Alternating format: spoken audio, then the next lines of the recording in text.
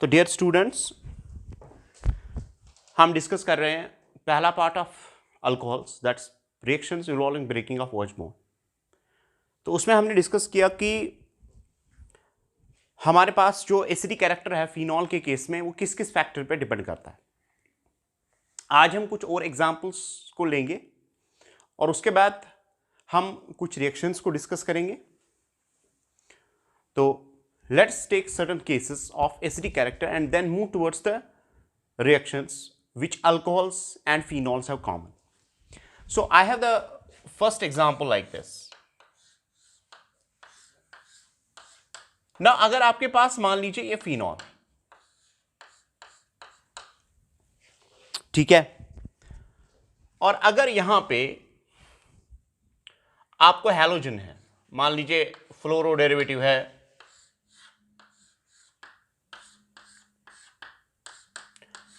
हमारे पास chloro derivative है,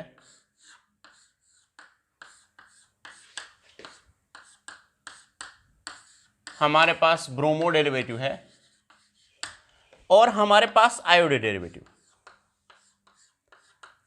इसके एसिडिक कैरेक्टर को हम कैसे देखते हैं? ये हमारे पास आयोडो डेरिवेटिव। अब लेट अस सपोज मैं इसको ए रखता हूं, B, C and D, A B C and D. अब इनमें से एसिडिक कैरेक्टर किसका सबसे ज्यादा होगा और किसका कम होगा? देखिए होता क्या है, अगर आप फ्लोरो एंड क्लोरो डेरिवेटिव्स को लेते हो, फ्लोरो एंड क्लोरो डेरिवेटिव्स में क्या है? पहली बात है, एसिडिक कैरेक्टर जो है ये दो चीजों पर डिपेंड करेगा। एक तो हैलोजेंस दिखाते हैं माइनस आई, और माइनस आई का ऑर्डर आपको पता है, it's fluorine, chlorine, bromine and iodine. और दूसरा ये दिखाते हैं प्लस आर, प्लस आर का भी यही ऑर्डर है, fluorine, chlorine, bromine and iodine. अब देखिए दोनों केस में ऑर्डर यही है, यानी जिसका इंडक्टिव इफेक्ट ज्यादा है उसकी डोनेटिंग एबिलिटी भी ज्यादा है। अब हम ऐसा करते हैं, हम इस कंसेप्ट को अप्लाई करने की कोशिश करें। देखिए acidic character is directly proportion to minus I, minus R and obviously minus H, and it's inverse related to plus R, plus I and plus H. अगर हम यहां पे देखेंगे फ्लोरीन के केस में, क्लोरीन के केस में, ब्रोमीन और आयोडीन के केस में, ये ऑर्थो पोजीशन पे, तो विद रिस्पेक्ट टू ऑर्थो क्या होना चाहिए? एक तो इसकी विड्रॉइंग एबिलिटी भी है, यानी ये विड्रॉ करता है इलेक्ट्रॉन्स को, और दूसरा ये डोनेट भी करता है। Fluorine it's a good withdrawing as well as good donating group. अब देखो होता क्या है, इसको अच्छे से देखो क्योंकि ये थोड़ा it's bit at what we say TDS, इसको आप समझने की कोशिश कीजिए। अगर माइनस आई इफेक्ट ऑपरेट होता है तो इसका मतलब यह है कि फिनॉक्साइड आयन ज्यादा स्टेबल होगा। तो इसके हिसाब से अगर हम देखेंगे माइनस आई के हिसाब से, it should have been A greater than B greater than C greater than D. लेकिन अगर हम प्लस आर की बात करेंगे तो प्लस आर के हिसाब से जो डोनेट करता है, यानी फ्लोरीन सबसे ज्यादा डोनेट करता है, तो उसे जितना डोनेशन इफेक्ट ज्यादा होगा उतना कंजुगेट बेस जो है उतनी अनस्टेबल हो जाएगी। तो इसका मतलब यह है कि it should have been the reverse order, so they are actually what we say opposite with each other. अब यहां पे देखा गया है कि फ्लोरीन के पास लोन पेयर है, लोन पेयर होने की वजह से ये जो हाइड्रोजन है ये इसके साथ इंटरेक्ट करता है, इसको हम बोलते हैं intramolecular hydrogen bonding. Intramolecular hydrogen bonding से क्या होता है कि ये एसिड जो है वो स्टेबलाइज करता है, यानी ये जो H पॉजिटिव है ये फंस गया और काफी ज्यादा फंस जाता है, यानी fluoro derivatives are weaker acids in comparison with phenol. इनका जो एसिडिक कैरेक्टर होता है वो कम हो जाता है क्योंकि स्ट्रॉन्ग इंट्रामोलिक्यूलर हाइड्रोजन बॉन्डिंग है, और उस स्ट्रॉन्ग इंट्रामोलिक्यूलर हाइड्रोजन बॉन्डिंग की वजह से parent acid is getting stabilised rather than the conjugate base. When parent acid gets stabilized rather than the conjugate base, we say acidic character decrease. तो इस वजह से यहां पे जो सबस्टिट्यूएंट ऑर्थो होता है, जैसे कि हमने नाइट्रो के केस में भी देखा, लेकिन नाइट्रो के केस में जो ऑक्सीजन वाला हाइड्रोजन बॉन्डिंग है वो उतना स्ट्रॉन्गर नहीं है, क्योंकि वहां पे आप रेजोनेंस की वजह से ऑलरेडी नेगेटिव चार्ज देखते हो और उसके बाद वो हाइड्रोजन के साथ इंटरेक्ट करता है। तो फ्लोरीन आपको पता है कि ये सबसे इफेक्टिवली हाइड्रोजन बॉन्डिंग करता है, और उस हाइड्रोजन बॉन्डिंग करने की वजह से यहां पे स्ट्रॉन्ग इंट्रामॉलिक्यूलर हाइड्रोजन बॉन्डिंग होती है, और उसकी वजह से एसिडिक कैरेक्टर डिक्रीज करता है बहुत ज्यादा। Similar is the case with what we say as a chlorine. Similar is the case with the chlorine. यहां पे भी होता है, लेकिन एक्सटेंट इससे कम है, लेकिन हाइड्रोजन बॉन्डिंग होती है। देखा गया है कि there is the phenomena of the hydrogen bonding that operates in case of chlorine. देखने को तो बुक्स ऑक्सीजन, नाइट्रोजन और फ्लोरीन पे ही दिखाते हैं, लेकिन बहुत सारी जगहों में जब एटम्स आपस में क्लोज आते हैं, ठीक है, वैन डर वाल्स डिस्टेंस से थोड़ा कम अगर होता है, तो उस केस में अगर फेवरेबल डिस्टेंस होती है तो कुछ कम इलेक्ट्रोनेगेटिव एटम्स भी हाइड्रोजन बॉन्डिंग के थ्रू ऑपरेट करते हैं। अब यहां पे अगर हम इन दो इफेक्ट्स में देखेंगे तो ज्यादा प्रेडोमिनेंट रहता है माइनस आई इफेक्ट। तो इसका मतलब यह है कि माइनस आई इफेक्ट के हिसाब से बीआर ज्यादा है। अब तो एक्सटेंट ऑफ हाइड्रोजन बॉन्डिंग जो है वो ये जो है बहुत कम होगा। अब हाइड्रोजन बॉन्डिंग कैसे हम मेजर करते हैं? इंट्रामॉलिक्यूलर हाइड्रोजन बॉन्डिंग है कि नहीं है, कितना है, ठीक है। हम मॉलिक्यूलर मास डिटर्मिनेशन या वेपर जो हमारे पास वेपर डेंसिटी मेथड्स होते हैं, या बाकी जितने भी मेथड्स हमारे पास हैं, उससे हम ये पता लगाते हैं कि एक्सटेंट ऑफ हाइड्रोजन बॉन्डिंग है कि नहीं है, कितना है। और ब्रोमीन और आयोडीन के केस में अगर हम हाइड्रोजन बॉन्डिंग की बात करते हैं तो इनमें नेग्लिजिबल होती है, और नेग्लिजिबल होने की वजह से इनका इंडक्टिव इफेक्ट डोमिनेट करता है। और इसका मतलब यह है कि अगर हम इन दो में जो है एसिडिक कैरेक्टर को कंपेयर करेंगे तो एसिडिक कैरेक्टर का वैल्यू जो है ब्रोमीन के केस में ज्यादा होगा as compare to iodine, because minus I effect for the bromine is more as compare to what, iodine. तो जितना डिस्टेंस कम यहां पे है, ये देख लीजिए, जितना आपको डिस्टेंस कम मिलेगा उतना माइनस आई जो है वो ज्यादा डोमिनेटिंग रहेगा, और जितना आप डिस्टेंस थोड़ा इंक्रीज करोगे हैलोजेंस के केस में, उतना जो है माइनस आई डिक्रीज करेगा। तो कहीं केस में फिर ये भी, इसको भी हम इंक्लूड करना, यानी ऑर्थो के केस में अगर हम यहां पे देखेंगे तो दो आइसोमर्स में कंप्लीटली इंट्रामॉलिक्यूलर हाइड्रोजन बॉन्डिंग है, जिससे कि इसका एसिडिक कैरेक्टर डिक्रीज करता है। लेकिन ब्रोमीन और आयोडीन के केस में अगर हम देखेंगे तो माइनस आई इफेक्ट को हम टेक पार्ट करते हैं, क्योंकि बहुत डिस्टेंस कम है, तो उसकी वजह से इंडक्टिव इफेक्ट वाले ग्रुप जो हैलोजन वाले ग्रुप्स हैं, ये डिवेल ग्रुप्स हैं, यानी इनका दोनों बिहेवियर है। कहीं पे माइनस आई इफेक्ट यूज करते हैं, कहीं पे प्लस आर इफेक्ट यूज करते हैं, in order to explain the reactivity, because they are called as chameleon groups. तो अब यहां पे पहली केस में हमारे पास ब्रोमीन है, इसका माइनस आई इफेक्ट डिक्रीज ज्यादा है as compare to iodine. So the acidic order in this case when they are placed at the ortho positions will be that is C greater than D greater than B greater than A।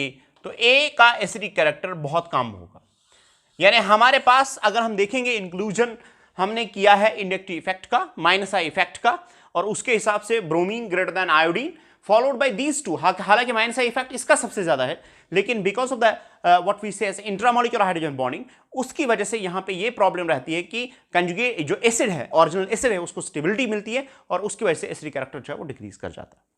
ठीक है, ये है जब हमारे पास ortho substituted hello acids होते हैं, तब उस केस में एसिडिक कैरेक्टर होता है bromine greater than iodine greater than chlorine greater than fluorine.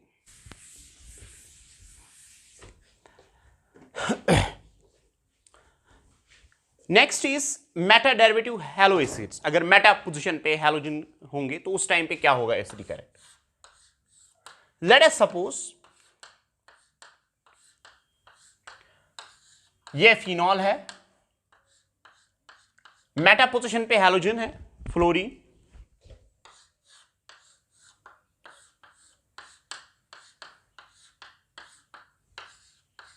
ये हो गया chlorine,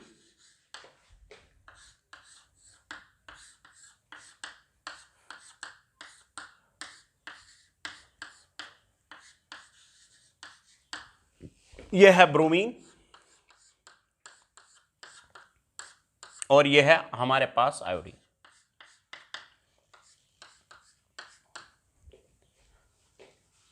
this is A, B, C and D, ये हमारे पास है।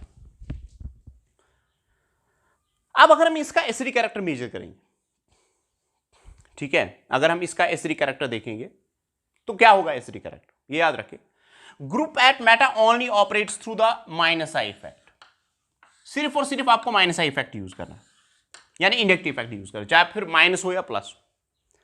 तो इसका मतलब यह है कि अगर मेटा पोजीशन पे ये ग्रुप्स है, ठीक है, मेटा पोजीशन पे ग्रुप्स होने की वजह से इनका सिर्फ माइनस आई इफेक्ट जो है वो ऑपरेट करेगा। माइनस आई मतलब वो withdrawing, there be no intramolecular hydrogen bonding. Withdrawing power सबसे ज्यादा किसका है, फ्लोरीन का, followed by chlorine, followed by bromine, followed by iodine. तो इसका मतलब है fluoro derivatives are more acidic as compare to chloro, as compare to bromo, as compare to iodo, because जो ग्रुप मेटा पोजीशन पे होता है उसका सिर्फ इंडक्टिव इफेक्ट ऑपरेट करता है विद रिस्पेक्ट टू OH या with respect to any group, इसका सिर्फ माइनस आई इफेक्ट ऑपरेट करे। माइनस आई इफेक्ट ऑपरेट करने का मतलब है विड्रॉइंग एबिलिटी आपको इस ग्रुप की मेजर करनी, तो उसकी वजह से क्या होगा, इंट्रामोलिकुलर हाइड्रोजन बॉन्डिंग तो नहीं होगी। तो इसका मतलब यह है कि हमारे पास जो एसिडिक कैरेक्टर होगा वो सिंपली होगा A greater than B greater then C greater than D, क्योंकि माइनस आई यानी विड्राइंग पावर सबसे ज्यादा फ्लोरीन का, फिर क्लोरीन का, फिर ब्रोमीन का, फिर आयोडीन का। समझ आई बात? तो इसका मतलब यह है कि जो ग्रुप मेटा पे होता है उसका सिर्फ हम इंडक्टिव इफेक्ट मेजर करते हैं, चाहे फिर वो प्लस आई हो या माइनस आई। लेकिन इस केस में ये माइनस आई ग्रुप्स दिखाते हैं। माइनस आई का मतलब है विड्राइंग, विड्राइंग की वजह से easily release of H positive, and since there is no intramolecular hydrogen bonding, so there will not be any effect of the hydrogen bonding, and with the result it's measured only through the minus I effect. So the order will be A greater than B greater than C greater than D.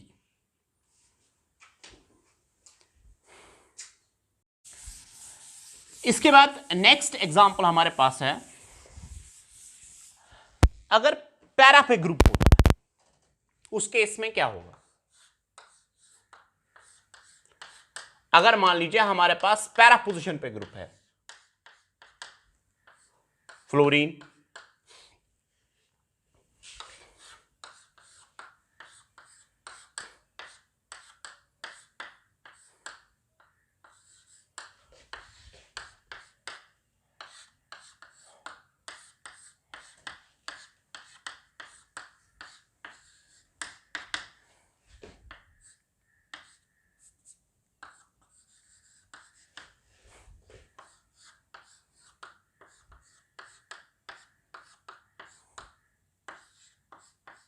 Iodine. अब अगर हम यहां पे देखेंगे तो यहां पे क्या हो सकता है, देखिए ऑर्डर को अगर हम देखेंगे, माइनस आई ऑर्डर जो है वो fluorine, chlorine, bromine and iodine है। हाइड्रोजन बॉन्डिंग तो यहां ऑपरेट होगा ही नहीं, लेकिन प्लस आर ऑर्डर जो है that's fluorine, chlorine, bromine and iodine. अब यहां पे देख लीजिए क्या होता है, जो ही हम डिस्टेंस डिक्रीज करेंगे तो इस इफेक्ट का जो मैग्नीट्यूड होगा वो कम कम हो जाएगा। समझ आ रही है बात? जितना आप आगे की तरफ जाने डिस्टेंस को कम करोगे उतना माइनस का इफेक्ट ज्यादा रहेगा। लेकिन पैरा पे आते आते जो है इंडक्टिव इफेक्ट काफी ज्यादा डिक्रीज करेगा because of the distance effects. और यह देखा गया है कि अगर आप फ्लोरीन को देखोगे यहां पे डोनेशन इफेक्ट तो सेम रहेगा ना यहां पे because resonance effect does not depends upon the distance. अब उसकी वजह से क्या होगा, डोनेशन इफेक्ट तो सेम है लेकिन इंडक्टिव इफेक्ट डिक्रीज कर रहा है। जो पैरा पे फ्लोरीन होता है, कहते हैं कि इसका जो इंडक्टिव इफेक्ट होता है यानी विड्राइंग पावर और डोनेटिंग पावर इक्वलाइज करते हैं, as if there is an hydrogen placed. This is as stronger as phenol. इसका acidic character is nearly than that of the phenol, indicating that as if there is an hydrogen, no effect has been found, indicating that कि यहां पे जो inductive effect जो है minus I effect वो decrease कर गया। और पैरा पोजीशन पे अगर फ्लोरीन होता है तो इसका प्लस आर और माइनस आई इफेक्ट नलिफाई हो जाता है। समझ आ रही है बात? अब अगर हम इसको देखते हैं और इसको देखते हैं, अब देखिए होगा क्या, ठीक है। अब यहां से यहां तक इंडक्टिव इफेक्ट डिक्रीज करेगा तो इसका इंडक्टिव इफेक्ट ऑलरेडी कम था, और यहां से डोनेशन इफेक्ट भी है यानी इलेक्ट्रॉन्स को डोनेट भी करता है। लेकिन अगर आप यहां से यहां तक देखोगे तो आयोडीन के केस में अगर आप देखोगे जो लोन पेयर है वो हमारे पास 5p ऑर्बिटल में प्लेस्ड है, उसकी वजह से यहां पे उतना ज्यादा ही इसके साथ कंजुगेट नहीं करेगा। कंजुगेट ना करने का मतलब है कि इसका प्लस आर इफेक्ट कम, और उसकी प्लस आर इफेक्ट कम होने की वजह से इसका जो इंडक्टिव इफेक्ट है वो स्लाइटली डोमिनेट करता है। फिर से मैं बताऊंगा, यहां पे जो इलेक्ट्रॉन पेयर है, ठीक है, ये 5p ऑर्बिटल में प्लेस्ड। 5p ऑर्बिटल का इसके साथ कंपेटेबिलिटी नहीं है 2p के साथ, और उसकी वजह से अगर ये कंपेटेबल नहीं है तो ये जो है plus are effect, donation effect बहुत कम है, तो उसकी वजह से स्लाइटली जो है माइनस आर इफेक्ट डोमिनेट कर देता।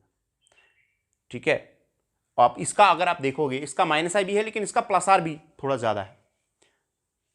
इसका माइनस आई भी है, इसका प्लस आर भी है, और प्लस आर ठीक ठाक है। तो इसका मतलब यह है कि यहां पे आयोडीन जो है इसका डोनेटिंग एबिलिटी बहुत बहुत कम है। समझ आ रही है बात? अब यहां पे क्या हो रहा है, यहां पे प्लस आर भी है, माइनस आर भी है। इलेक्ट्रॉन देने की टेंडेंसी भी है, लेने की टेंडेंसी, लेकिन ये देता भी ज्यादा है ना, ये देता भी ज्यादा है। और यहां पे इस पोजीशन पे ये नलिफाई करता है because electron pair is 2p2p, so better overlap, better donation, लेता भी है देता भी है। तो उसकी वजह से अगर हम यहां पे देखेंगे तो आयोडीन डेरिवेटिव्स जो होते हैं वो ज्यादा स्ट्रॉन्गर एसिड्स होते हैं because of non compatibility of the overlap of the orbitals, followed by bromine, followed by chlorine, और ये जो है almost equal to the what we say phenol होता है इसका एसिडिक कैरेक्टर। तो इसका मतलब यह है कि ऑर्डर जो है इस केस में पैरा पोजीशन पे हमारे पास जो ऑर्डर है, अगर मैं इसको ए रखता हूं, इसको बी, इसको सी और इसको डी, तो ऑर्डर इज डी जो है, यानी आयोडीन वाले डेरिवेटिव्स अगर पैरा पोजीशन पे होते हैं, they are greater than what we say as a C which is greater than D which is greater than A. The reason for this is non compatibility, lesser donation of iodine, due to which slightly अगर हम देखेंगे तो उससे inductive effect उतना ज्यादा nullify नहीं होता है, और उसकी वजह से इसके जो एसिड्स होते हैं उनका पीके वैल्यू कम होता है, और पीके वैल्यू कम होने का मतलब इसका स्ट्रॉन्गर एसिड है, followed by iodine, followed by chlorine, followed bye fluorine. Is it clear? So this is with what we say as an acidic character. Now we have certain reactions to discuss which are common of both alcohols and phenols.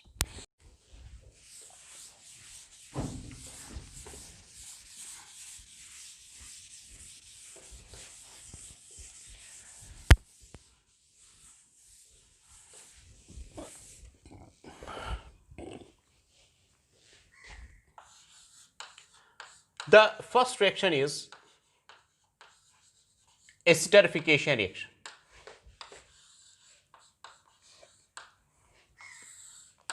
Esterification reaction. Both we are discussing the reactions which are common both from alcohols as well as phenols.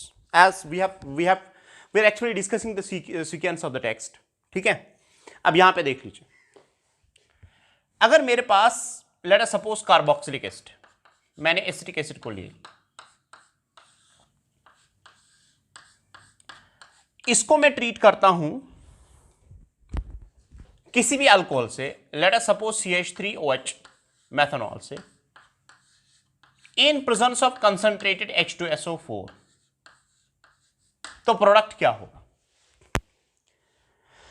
Product, what will be the product in this case? अगर आपसे कोई पूछता है कि what will be the product in this case, चाहे alcohol react करेगा या phenol react करेगा, because we are discussing the reactions which are common.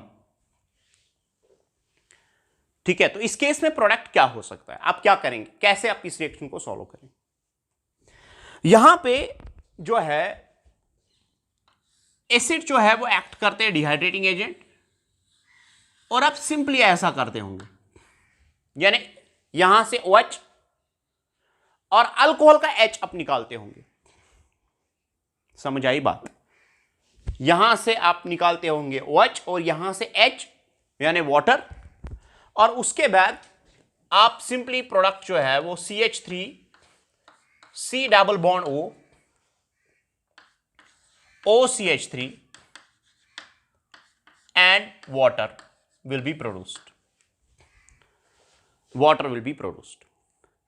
Now in this case ये रिएक्शन रिवर्सिबल है। पहली केस अगर आप पहली बात इसको पहले से देखोगे तो इट्स रिवर्सिबल रिएक्शन, लेकिन रिवर्सिबिलिटी को आप चेक कर सकते हो अगर आप इनकी कंसंट्रेशन को बढ़ाओगे या इसकी कंसंट्रेशन को डिक्रीज करोगे। ठीक है, यानी अगर आप ली चार्टियर प्रिंसिपल के हिसाब से देखोगे, अगर आप रिएक्टेंट्स की कंसंट्रेशन को ज्यादा लोगे और किसी एक प्रोडक्ट की कंसंट्रेशन को कम करोगे तो आपको यील्ड ज्यादा आएगा, ठीक है।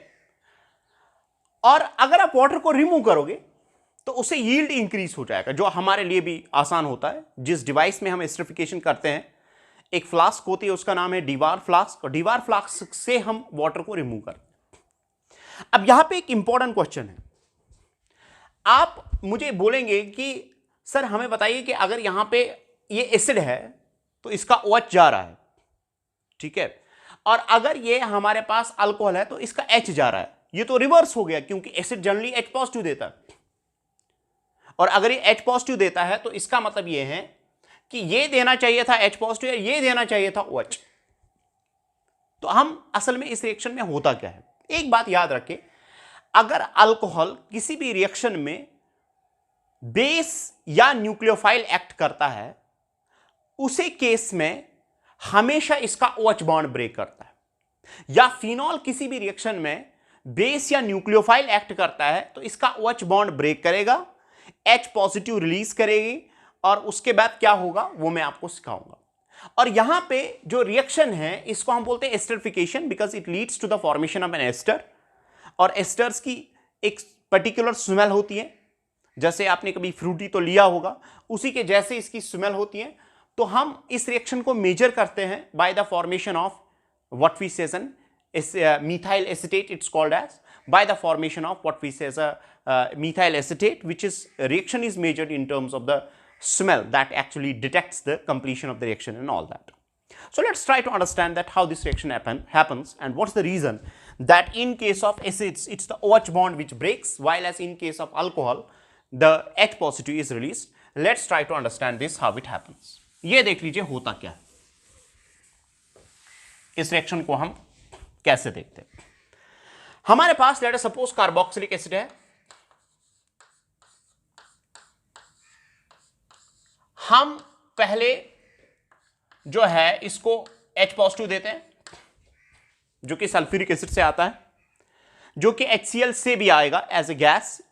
उस टाइम पे इसको फिशर सुपीरियर एस्टरिफिकेशन बोलते हैं। नॉर्मली हम स्ट्रॉन्ग एसिड का यूज करते हैं, जो कि स्ट्रॉन्गर होगा as compare to carboxylic acid. अब देखिए होता क्या है कि आपको पता है ऑलरेडी यहां पे रेजोनेंस है। जब हम इसको एसिटिक यानी H2SO4 डालते हैं तो उसकी वजह से क्या होता है कि यहां पे ये अटैक करता है, और अटैक करने के बाद इस ऑक्सीजन पे इस वाले एंड, क्योंकि ये वाला एंड नेगेटिव चार्ज होगा अगर इसका हाइब्रिड आप देखोगे, और आपको यहां पे CH3C double bond OH with a positive charge then OH here। अब उसकी वजह से क्या होगा, हर कोई स्टेप जो है यहां पे रिवर्सिबल है। इसकी वजह से इसका जो है इंडक्टिव इफेक्ट यानी माइनस आई इफेक्ट इंक्रीज करेगा, और ये जो फाइनली है ये शिफ्ट करेगा टुवर्ड्स ऑक्सीजन, और उसकी वजह से आपको नेक्स्ट में ए टाइप ऑफ कार्बोकेटाइन मिलेगा, जो कि हमारे पास इस तरह का होगा OH with a positive charge है। अब जो ही ये कार्बोकेटाइन बनता है, नेक्स्ट स्टेप में अगर हमारे पास अल्कोहल या फिनॉल होता है, दोनों में से एक, ठीक है, आप अल्कोहल लीजिए, किसी भी अल्कोहल को लीजिए या फिनॉल को लीजिए, इसके पास लोन पेयर है, ठीक है, तो यहां पे इस पे अटैक होता है, ये एक्ट करता है as a nucleophile.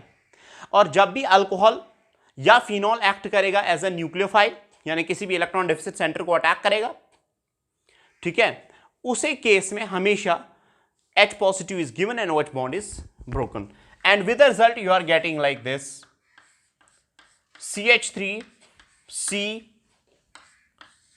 OH OH OH and CH3, यहां पे पॉजिटिव चार्ज है। This is the positive charge that's produced. अब ये पॉजिटिव चार्ज जो ही आया उसके बाद there will be the release of H positive. H positive हमारे पास जो बेस है HSO4 जो है हमारे पास वो भी रिमूव कर सकती है, और उसके बाद हमारे पास प्रोडक्ट जो है वो ऐसे बनेगा CH3 COH OH and OCH3 बनेगा हमारे पास। ये बन गया। उसके बाद देखिए होता क्या है, उसके बाद देखिए, उसके बाद हमारे पास फिर से H पॉजिटिव अटैक करेगा। H पॉजिटिव इस पे अटैक कर सकता है, इस पे भी अटैक होगा। अगर इस पे अटैक होगा तो आपको पता चलेगा कि रिएक्शन विल बी रिवर्स। लेकिन हम यहां पे एस्टर बनाते हैं। अगर हम एस्टर बना रहे हैं तो इसका मतलब यह है कि हमें अपने प्रोडक्ट को एक्सप्लेन करना है। प्रोडक्ट एक्सप्लेन करने के लिए इस पे OH पे अटैक होगा। दो में से किसी भी OH पे अटैक हो सकता है। अब यहां पे देख लीजिए, जो अल्कोहल वाला ऑक्सीजन है वो यहां पे है, ठीक है, अल्कोहल वाला ऑक्सीजन जो है वो यहां पे है। लेकिन जो ओरिजिनल अल्कोहल हमारे पास है, जो यहां पे ऑक्सीजन है, ये देख लीजिए, ये दो जो हमारे पास है, दे बिलोंग टू एसिड, और वो ऑक्सीजन इन्हीं दो पे एक पे अटैक हो जाएगा। और जो ही अटैक हो जाएगा तो इसकी वजह से क्या हो जाएगा, ठीक है, तो अगर आप इसको उतारना चाहेंगे तो आप उतार सकते हो। अब उसके बाद देखिए क्या होगा, हमारे पास यहां पे नेक्स्ट जो प्रोडक्ट है ऐसे बनेगा, CH3 COH OH OCH3। अब यहां पे इसकी प्रोटोनेशन होके यहां पे ऐसे बनेगा, और आपको पता है it will be good leaving group, it will act as a good leaving group. Finally फिर से कार्बोकेटाइन बनेगा, ये CH3 COH with a positive charge and OCH3 plus water. अब यहां पे वाटर जो है, क्योंकि एनवायरमेंट तो एसिडिक है, यहां से lone pair positive charge conjugate करके ये H पॉजिटिव इसको जाएगा, और आपको सिंपली बन सकता है क्या, व्हाट वी से एस्टर। अब यहां पे भी आप निकाल सकते हो, आप इन दो OH को बीच में, अगर आप शॉर्टकट देखना चाहोगे तो मैं इसको ऐसे दिखा सकता हूं, इसको हम ऐसे भी दिखाएंगे। सिंपली आपके पास ये अभी तक पहले प्रोडक्ट आया after the attack, OH OH, then it's OCH3। अब ऐसा कीजिए, यहां से H और यहां से OH निकालिए, वाटर निकलेगा, तो यहां पे डबल बॉन्ड आएगा। तो डबल बॉन्ड आने के बाद आपको getting ester plus water, that's the product that's obtain. बात समझ में आ रही है? तो इसका मतलब यह है कि अल्कोहल वाला ऑक्सीजन जो है वो यहां पे है। अब देखिए कौन सा बॉन्ड ब्रेक कर रहा है। मैंने ऑलरेडी इससे पहले वाले स्टेप में एक्सप्लेन किया कि H जो है, alcohols are getting released with an H, और ये दोनों कार्बोक्सिलिक एसिड को बिलोंग करते हैं। इसका मतलब है यहां पे प्रोटोनेशन होके या तो इस पे या इस पे OH रिलीज करेगा। तो इसका मतलब है कार्बोक्सिलिक एसिड के केस में OH रिलीज होता है, और अल्कोहल के केस में H पॉजिटिव रिलीज होता है।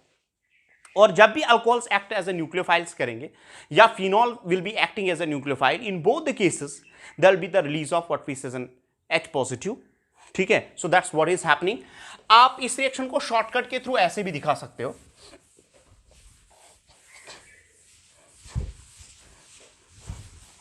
आप इसको ऐसे भी दिखा सकते हो, CH3 C double bond O OH CH3 OH। अब मुझे बताइए इस रिएक्शन में alcohols will act as nucleophiles, so this will be negative, this will be positive. जब भी अल्कोहल्स न्यूक्लियोफाइल्स एक्ट करेंगे, there OH bond will be broken and H positive is released. और यहां से इसको तोड़िए, प्लस माइनस, ठीक है, फिर इसको इसके साथ कंबाइन कीजिए, इसको इसके साथ कंबाइन कीजिए, तो आपको water plus what we say as an ester मिलेगा। तो that's the product that's obtained in this case. So you have a product like this, CH3 C double bond O OCH3 plus water. इसका मतलब है कि अगर आप radio active dating करेंगे, मान लीजिए आपने इसको लिया 18, तो ये 18 जो है ये डायरेक्टली यहां पे अपीयर करेगा। इसी से हमें पता चला कि कौन सा बॉन्ड ब्रेक करता है।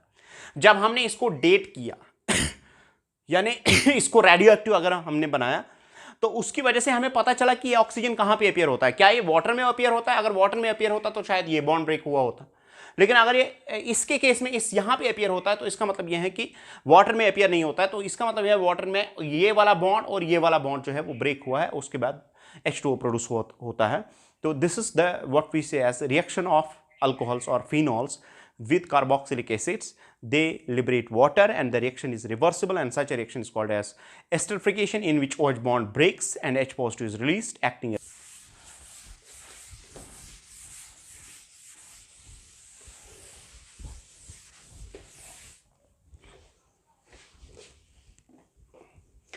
नेक्स्ट रिएक्शन हमारे पास है, अगर आपके पास एसिड क्लोराइड है और आपने इसको ट्रीट किया अल्कोहल या फिनॉल से in presence of pyridine as a base,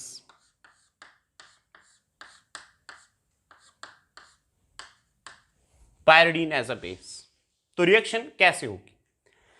यहां पे ये देख लीजिए कि एक बार फिर से यहां पे इलेक्ट्रॉन डेफिसिट सेंटर है, डेल्टा पॉजिटिव डेल्टा नेगेटिव, फिर से ये इसको अटैक करेगा और जब भी अटैक करेगा as a nucleophile what bond will be broken, OH bond will be broken. और जब भी टेट्राहीड्रल कॉम्प्लेक्स बनेगा, यानी कार्बोनाइल के केस में जब भी पहले एडिशन होता है न्यूक्लियोफाइल का, उसके बाद जब टेट्राहीड्रल कॉम्प्लेक्स बनेगा, tetrahedral complex always proceeds with an elimination of an atom और ग्रुप ऑफ एटम, और उसकी वजह से क्या हो जाएगा कि ये जो है इसको आप ब्रेक कर सकते हो प्लस माइनस, इसको आप माइनस प्लस, तो इसको आपस में कंबाइन कीजिए, you will get the product as CH3 C double bond O OCH3 plus HCl, and that HCl, देखिए इसमें रिवर्सिबिलिटी तो नहीं होगी, because in this case HCl formed will be directly taken by the base, it will get neutralized by the pyridine acting as a base, और उसकी वजह से reaction will proceed more of the formation with the asters. तो अगर वहां पे reversibility है उस रिएक्शन को आप यहां पे चेक कर सकते हो। सिमिलरली अगर आपके पास एसिटिक अनहाइड्राइड है, मान लीजिए CH3C double bond O OC double bond O CH3, और अगर आपने इसको ट्रीट किया CH3OH के साथ इन presence of H positive, yet the reaction will be what we say as a reversible। चाहे आपने फिनॉल लिया या अल्कोहल लिया, दोनों में से किसी को भी लीजिए, फिर से वही चीज यहां पे या तो इस सेंटर पे अटैक होगा या इस सेंटर पे अटैक होगा, इसको अटैक कराइए, यहां से ये शिफ्ट करेगा, तो इसका मतलब यह है कि यहां पे फिर से एस्टर बनेगा और आपका प्रोडक्ट जो है वो CH3C double bond O OCH3, और यहां पे नेगेटिव चार्ज आएगा, वो नेगेटिव चार्ज H पॉजिटिव के साथ कंबाइन करके आपको एसिड मिलेगा, तो आपको CH3C double bond O OH मिलेगा। तो ये हमारे पास दो प्रोडक्ट्स आएंगे जो कि आपको ऑब्टेन हो सकते हैं अगर आपने एसिटिक अनहाइड्राइड को ट्रीट किया with what we say phenol acting as a nucleophile, and yet again the reaction remains same, और if you treat phenol with what we say as.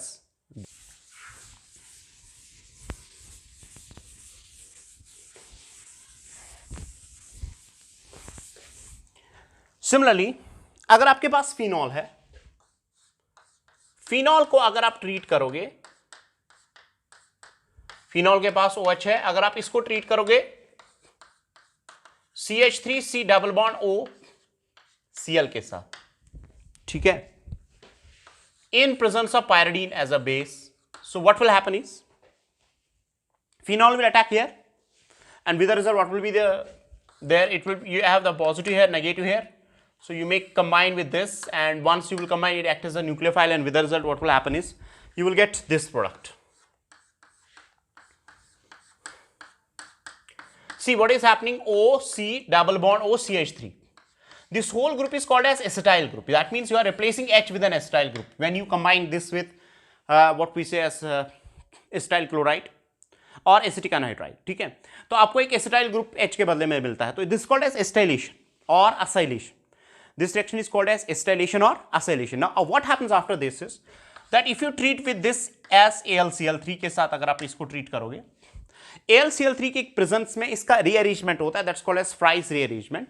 Fries rearrangement में क्या होता है, ये ग्रुप जो है ये माइग्रेट करता है इस पोजीशन पे या इस पोजीशन पे, और यहां से H पॉजिटिव रिलीज होता है, वो यहां पे पहुंचता है, तो आपको दो प्रोडक्ट्स इसके मिल सकते हैं, यानी one product will be like this, either this will migrate to this very place with C double bond OCH3, ठीक है, या तो इस जगह पे आएगा, और you will have the product like this. So the same molecule migrates into two types, here OH and its C double bond OCH3. This is called as Fry's rearrangement, but this happens in presence of AlCl3 and heat. Once you heat it, ठीक है, this acts, there occurs rearrangement from this position to this or this position, and with the result there occurs migration and hence the product is produced as ortho and para. This is called as Fry's rearrangement. Similarly एक और reaction जो already आपने पढ़ी है, जिसमें कि आप alcohol को या फिनॉल को if you treat this with RMGX, याद कीजिए ग्रिग्नॉर्स रिएजेंट का रिएक्शन पढ़ा है कि नहीं पढ़ा है, in presence of tetrahydrofuran THF, ठीक है। मुझे बताइए क्या हो जाएगा। ग्रिग्नॉर्स रिएजेंट में R नेगेटिव है, R negative is a strong conjugate base, so simply it will B removing H positive from here and here, and with the result what will happen is this will act as what? This will act as OH bond will be broken, and hence the H positive is released, and with the result alkane is produced, and that's the product that's obtained. So we have completed the first set of the reactions involving breaking of what bond? OH bond in case of alcohols and phenol.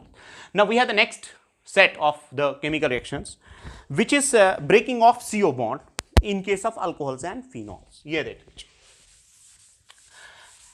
अब हम alcohols का देखते हैं। Alcohols के case में alcohols, reaction of alcohols involving breaking of what bond? CO bond. देख लीजिए जनाब, ये नेक्स्ट पार्ट, यानी अगर आप यहां पे देखते हो, अगर आपके पास अल्कोहल है, ये अल्कोहल्स के लिए, ठीक है। CO बॉन्ड फिनॉल के केस में it's very difficult to break because of the resonance, is it clear? तो यहां पे हम मेनली इसको डिस्कस करते हैं in relation with what? Alcohols. तो ऑलरेडी हमने ये चीज डिस्कस की, याद है आपने ऑलरेडी ये सारी चीजें पढ़ी है, यानी breaking of this bond that is CO bond, ठीक है। आपने ये रिएक्शन तो पढ़ी होगी, HX वाली reaction of alcohols with HX, जिसमें कि अल्काइल हैलाइड बनता है। आपने HCl in presence of ZnCl2 तो याद तो होगा आपको, ZnCl2 पढ़ा होगा, SN1 SN2। आपने PCl5 को तो देखा होगा, PCl3 और PCl5 और SOCl2, ठीक है। ये सारी रिएक्शंस जो हैं they involve breaking of CO bonds. So we have already discussed this part, that is reactions involving breaking of CO bond is already discussed, ठीक है।